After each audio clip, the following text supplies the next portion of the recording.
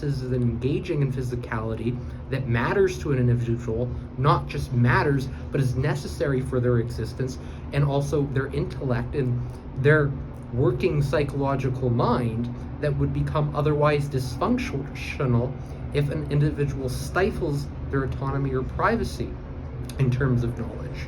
So sometimes when we inquire in what we don't know, or we try to gain access into somebody else's mind without recognizing these bounds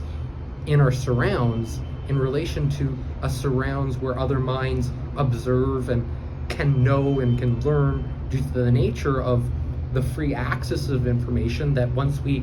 express it or self-express it in a physicality of our environment, and not just internally in our heads, but must be a physicality in the environment, because going inside the heads, that would be a major invasion of autonomy and privacy. But that is the sanctuary in which we tend to find privacy and autonomy, and can do most of our meaningful work, and can also be more of our psychologically optimal selves without the fear or the constraints that are placed by the observation of other minds, or the misunderstanding and miscommunication of knowledge that is individually different and distinctive to individuals, and might only pertain to individuals and be otherwise misconstrued by other minds. And this would place an individual's autonomy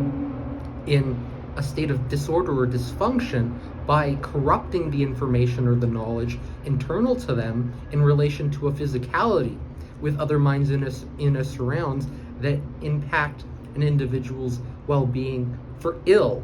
and through these ill qualia, these negative experiences, increased frequency of negative emotion, but not just negative emotion, harm onto the body, physical harm, psychological harm, and even social or cultural harm that's inflicted not just to the self, but other individuals in the surrounds. It can have a detrimental impact on pretty much every aspect of well-being, and the necessitating aspects of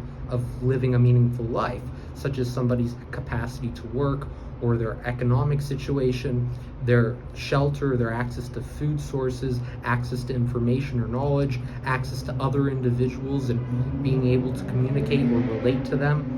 in meaningful or effective ways that are necessary for their survival, their physical health, their psychological health, and their well-being in general, but also for a sense of meaningfulness and a sense of purposefulness that can easily be stifled through the privy